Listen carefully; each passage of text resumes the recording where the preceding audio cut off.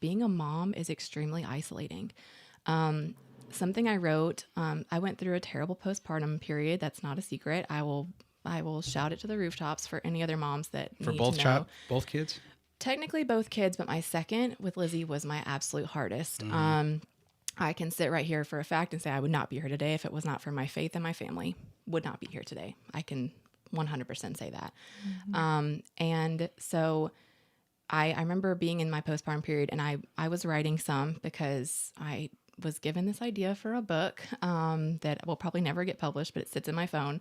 And I had said, never did I think that adding to my family, adding another member to my life would make me feel more isolated. And I've never felt more alone being more surrounded by more people in my life.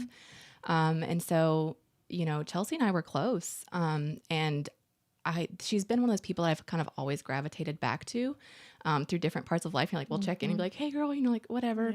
Yeah. But I realized that unless I was going to be deliberate about the people that I placed in my life that I was close to, I was never going to have friendships as a mother. So in the idea for the podcast, don't you cry on me over there. I'm just feeling everything you're saying. Cool. Yeah. So in the idea for the podcast, I was like, I know I need to do something for my business. I'm also a mom. I'm working. I'm busy. So I want to do something that also feels like for my business, but that also pours into me. Because if it's just for my business, I'm going to get burnt out and I'm not going to do it. So now every week I'm like, when's Thursday rolling around? I need my cheat. Let's have some time, and let's you know. Is that when you record Thursdays?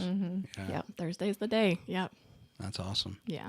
So it's been fun. it has been fun. It's been a lot of fun. Yeah. Yeah, I think,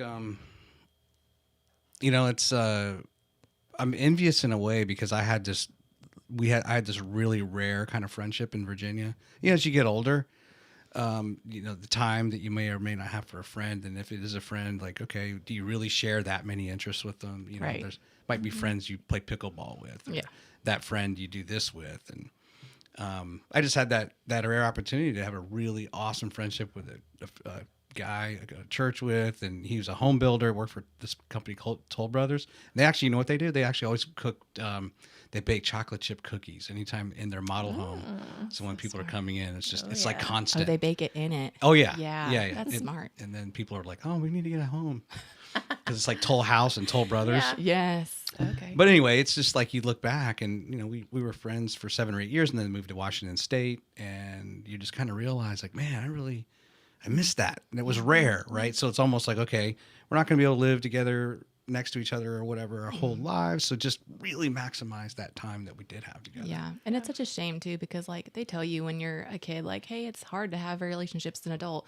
You don't really understand the depth of that until you become an adult and you're like, oh, it's hard because you're busy. And because like as a parent, your time is not your own. And so, you know, I think really like cherishing those relationships and pouring into them and making time for them and prioritizing them is super important as an adult. Yeah. So, and you can only do that with a few people because, you know, like when you're a kid, you have 10 friends. When you're an adult, you have 2, you know? So, and they have to be good. They have to be good ones. So, Yeah.